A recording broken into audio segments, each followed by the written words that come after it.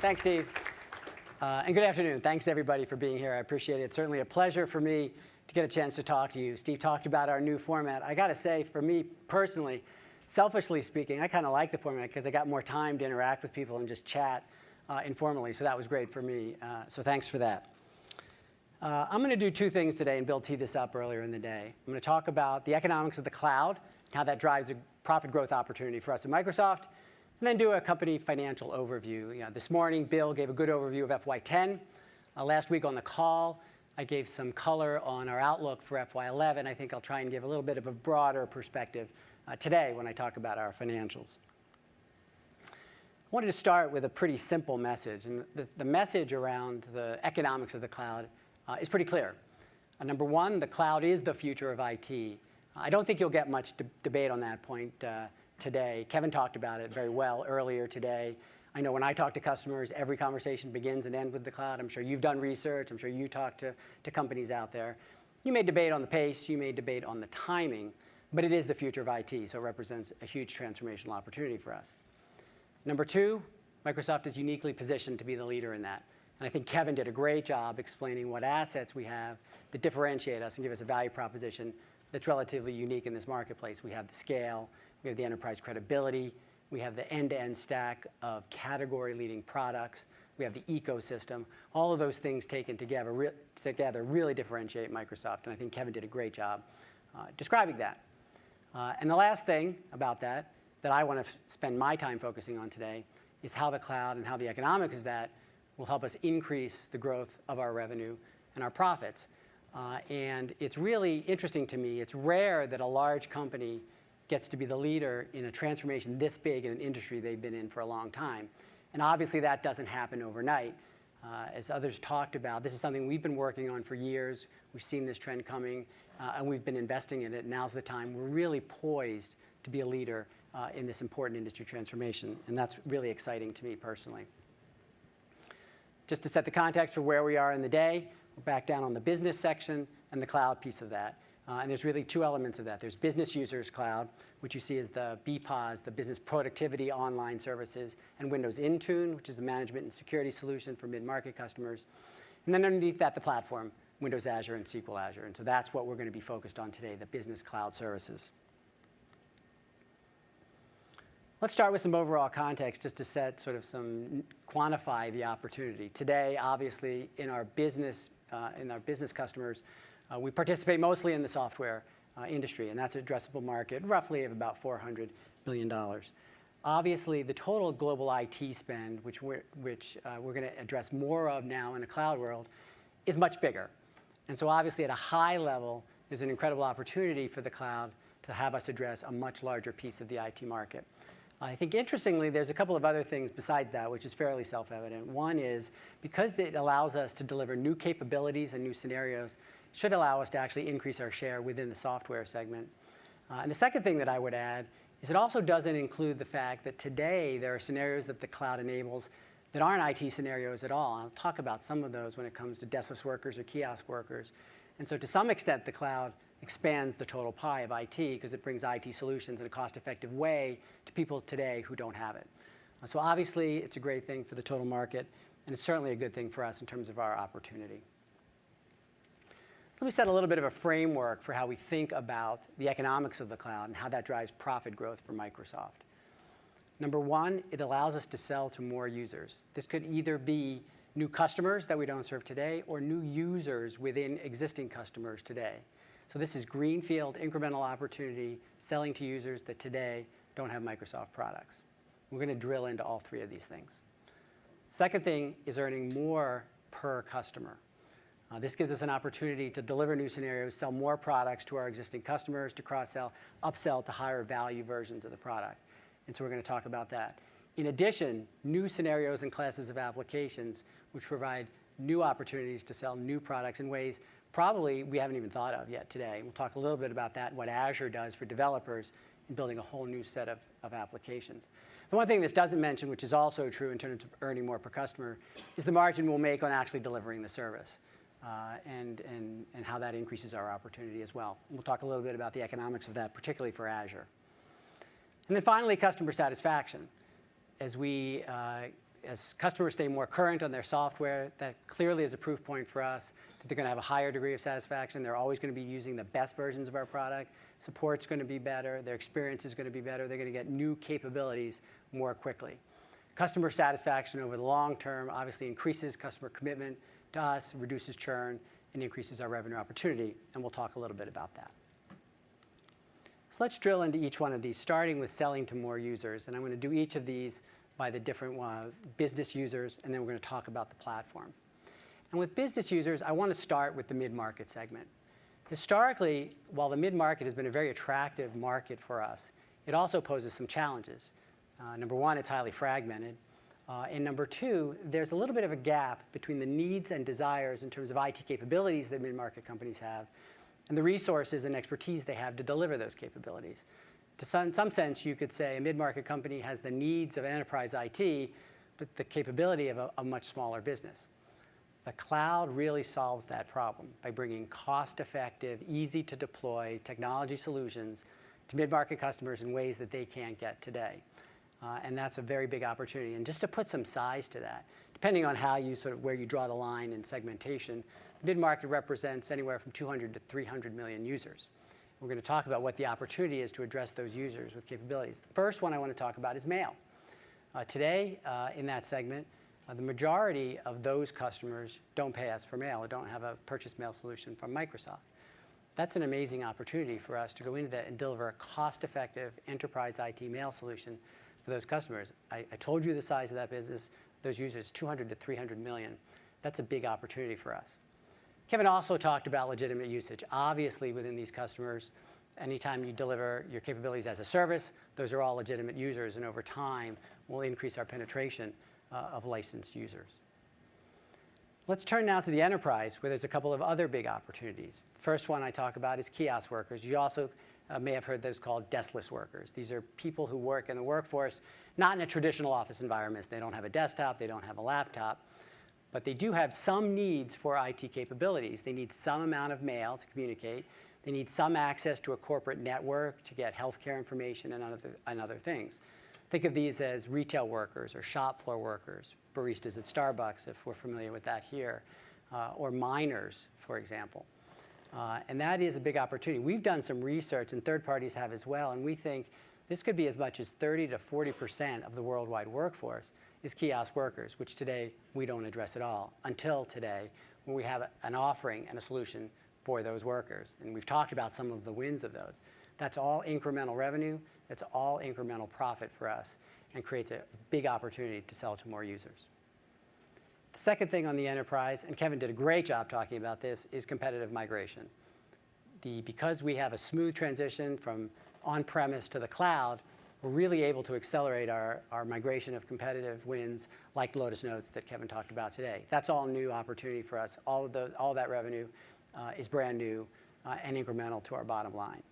And so taken all together, we have a huge opportunity, a big greenfield opportunity to add many, many, many more users to our existing customer base. Let's transition to the platform, where the audience really right now is developers and CIOs. Really think about this as the network effect. As we build out the world's leading development platform in the cloud, we're going to attract many ISVs to build applications to that, which is going to bring more users, which is going to bring more developers, and you really start to see the virtuous cycle of that. This is really going to increase the ISVs that we work with and the new applications that we have and the new scenarios and workloads we're able to deliver to our enterprise customers. The second thing I say, it will expand our reach of developers, particularly the breadth developers. Today we have many enterprise developers building on the .NET platform. I think as we build the public cloud, you're going to see us broadening our reach to the breadth developers to build on the .NET platform, to build web applications. It becomes much easier to build HPC applications at scale. So this is hugely incremental to what we do today in terms of our developer population. And so you can see, taken all together, there's a lot of incremental opportunity that the cloud brings to us, both in the mid-market and the enterprise, and both from the platform for developers and business users in those companies. Let's turn now to earning more per customer, and again, starting with the business users. This is about adding new capabilities and new products and new workloads to our existing customers. Let's take the mid-market example, which we talked about with mail. If you even move further up the productivity stack and talk about communication and collaboration products like SharePoint and Office Communication Server, today our penetration is pretty low in the mid-market. This is the perfect way to deliver those capabilities, particularly communications server. This is what mid-market customers want. This is what they need, and now it can be delivered to them. They do not have the capability or the expertise to deploy a SharePoint server, for example. But they want and need those capabilities. SharePoint server is probably the most necessary capability and technology that a mid-market customer could want. So this is a very large opportunity for those 200 to 300 million users in mid-market. Similarly, our penetration in management and security solutions for PCs is very low. We recently announced Windows Intune, which provides a cloud service for managing and securing PCs in the mid-market.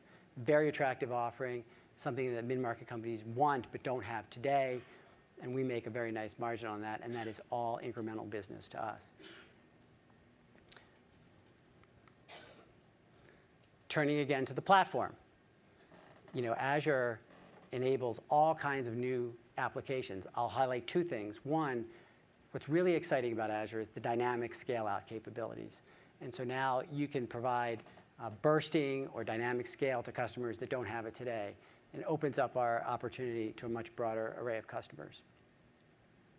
The second thing I would add is it enables new scenarios and new products that we can just start to envision. You may have seen the Dallas example in our technology showcase, which is an information marketplace. That's just one example of how the virtuous cycle builds itself, and developers will build interesting new scenarios and new applications that Windows Azure will take advantage of. And again, you begin the virtuous cycle of having the leading platform with the most developers and applications and services that actually adds to the leadership of the platform. And that's the strategy with Windows Azure. The next thing I will talk about is the opportunity to save costs for enterprise IT. Now, we've talked a lot over the last couple of years on what the savings opportunities are for the business productivity suite. We've talked about how expensive it is for an enterprise to host a mailbox. We can do it at scale, much cheaper, make a higher gross margin than we make today on the software license. There's a similar thing going on in Azure. I want to talk about that in a little more detail because we haven't talked about it a lot, and I think it's a really interesting opportunity. We've done some interesting and in-depth work in our own IT organization, thinking about Azure and deploying Azure. I think they've probably done relatively more work on that than many enterprise IT shops. They're far along on that. And we've found that there's a really interesting savings opportunity for deploying Azure in an enterprise IT. Now, Azure just addresses a piece of the total IT spend. So we're looking at sort of the platform and application development spend that a representative large enterprise would spend. And you can see across the three different areas of where you get savings deploying Azure as opposed to your on-premise solution. And you can see between application development, the automated tools, the automated deployment, automated configuration, how much you can save just in application development maintenance. Obviously, the thing people think about a lot when it comes to services is the savings you have on hardware and hosting by doing it at scale with somebody who can make better utilization of the hardware and get better pricing on their hardware. Interestingly, the one thing I want to point out on this, the 10% savings is net of what an organization would pay us for the Azure service.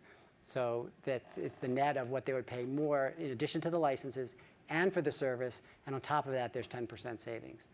And again, given the one instance that you're running, given the automation, you reduce support costs, which is actually a good thing for not only the customer, but for Microsoft. And you add all that up, and that's a 30% savings, again, net of what Microsoft would make for the existing software license, plus a gross margin on the service.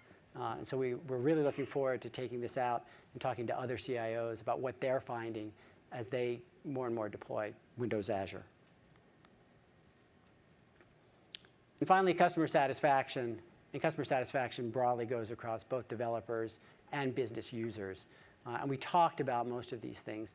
When customers are using the latest versions, they're using the best capabilities, the way I think about this is they're getting ongoing benefit from the capabilities, and that drives ongoing revenue. They're more committed, churn goes down, and our total revenue goes up. I talked about support and how this benefited both the customer and Microsoft. As things become more automated, as things are run centrally out of the cloud, you have much less support issues, which lowers headcount costs for our customers. And actually, in the long run, will reduce our support costs as well. So that's a good thing for the industry all up. And finally, development and deployment is always going to use the latest capabilities. And if you think about taking the cloud and having it integrated from develop and test and deploy and run and manage, it's going to be much more streamlined. The end user experiences are going to be much more consistent. You're going to have higher customer satisfaction across the board, whether that's CIOs, developers, and end users. And in the long run, customer satisfaction is probably the single biggest leading indicator of our financial performance, obviously. So I wanted to sum up and come back to the message that I started with. It's pretty simple. The cloud is the future of IT. I think we'd all agree with that. I think we're exceedingly well positioned, uniquely, to be the leader in that. And I hope what I've portrayed to you today is the incremental and new business opportunity that drives for us in terms of increasing new customers that we serve, the revenue we get from those customers, and the cost savings that those customers get as well. And so that is a really great growth opportunity for us. So now I want to transition a little bit to a broader view of the company financials. There's probably 3 or 4 things that I think about that are most important that we focus on to create value for shareholders. I'm going to come back to, first of all, I'll remind you that our focus now is on everything. We're sort of going to wrap up with the overall financial view, which takes into account all of our 8 focus areas and all the things that support that. I want to come back to a chart that Bill showed this morning on our revenue and EPS growth over the last 3 or 4 years. I think about EPS growth a lot when I think about what's the best measure for our financial performance. How are we making best use of our resources to deliver value for our investors? It really comes down to EPS, given how we deploy capital in the form of operating expenses with our people. What we really need to do is continue to drive our earnings per share growth. I'm very pleased, as Bill pointed out, if you look at our performance over the last 3 or 4 years, since FY07, that's almost a 15% compound annual growth rate, including what many would call a sort of disastrous year in FY09, given the economy. All the while, we've been investing in the things that are going to drive continued EPS growth over the long term. So this is something I focus on a lot, will be focused on going forward, and I feel good about our performance over the last 3 or 4 years. Steve talked about this. It's one thing that we focus on a lot. It's probably one of the single biggest drivers of how we continue to drive our earnings per share growth, and that's cost management and continuing the diligence that we have, continuing making sure we're spending every dollar correctly, prioritizing all the things that we're doing. I feel really good about the cost savings that we've had, but also the investments that we've had and how we prioritize those and how those have set us up. If you think about the year we've had, we've delivered high-quality products or are about to across every single one of our businesses. And that didn't happen by accident. That happened because we carefully invested in the right things that are going to drive the kind of growth that we want. And the last thing I think when I think about creating value for shareholders is returning cash back to shareholders. And we've been consistently committed to doing that over the last 10 years, a total of $169 billion. And we remain committed to doing that. And that's something that's very important to us, and I think a big driver of both our EPS growth as well as shareholder value for our customers.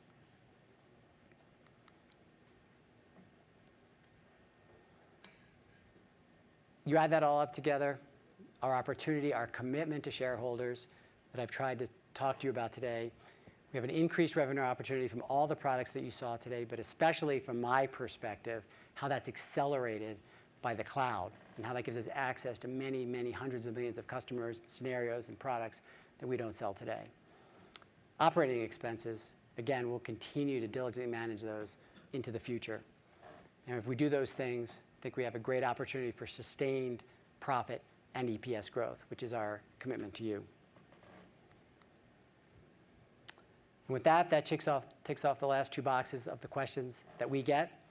And with that, I think we are going to transition to our Q&A session.